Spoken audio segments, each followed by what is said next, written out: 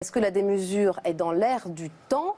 Nous allons en parler avec notre invitée. Fabienne Sintès va nous rejoindre sur ce plateau et elle va répondre à vos questions.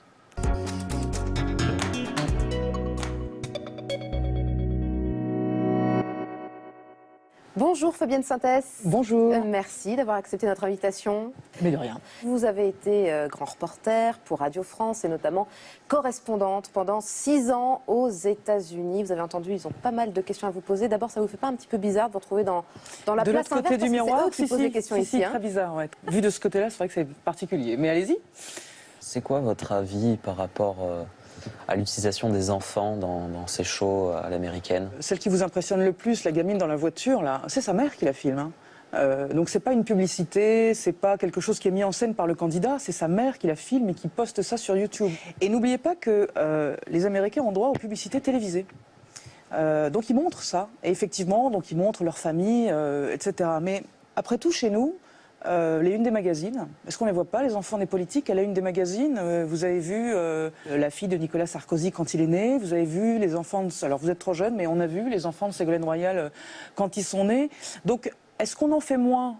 Probablement oui. Est-ce qu'on n'en ferait pas autant si on ouvrait ces vannes-là, si on autorisait la publicité politique, ce qui n'est pas le cas en France, mais le cas aux États-Unis? Moi, je ne suis pas sûre qu'on serait très très éloigné en fait de ce qu'on a vu ici.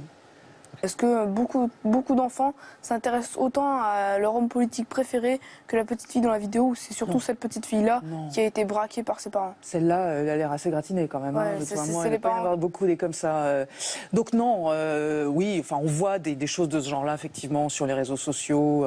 On voit, il y a des parents qui emmènent leurs enfants en meeting, c'est vrai, ça existe. Maintenant, des comme ça, il n'y en a quand même pas énormément, il n'y en a pas autant que ça. Et est-ce qu'on trouve beaucoup d'enfants dans les meetings, à part les pom-pom girls, par exemple, qui font le show avant le spectacle? Honnêtement, non. Les jeunes Américains, ils sont comme vous, hein, ils sont sur YouTube et ailleurs, et leur conscience de la politique, elle est bien lointaine. C'est d'ailleurs l'un des problèmes des candidats. Comment on fait pour attirer les jeunes? Il y en a un en ce moment, dont vous avez peut-être entendu parler, qui s'appelle Bernie Sanders, qui est opposé à Hillary Clinton dans la primaire démocrate. Et on sent bien que lui, il a un discours qui plaît justement aux jeunes électeurs, donc qui sont un peu plus âgés que vous, ceux qui ont 18 ans, 20 ans, et que les autres leur parlent beaucoup moins. C'est aussi ce qui avait fait la force de Barack Obama lorsqu'il a été élu la première fois, la deuxième aussi d'ailleurs de la même manière.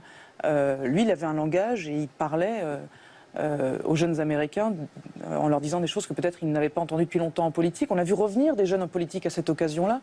Il n'est pas sûr que ces mêmes jeunes-là iraient se déplacer pour voter même Hillary Clinton et même Donald Trump.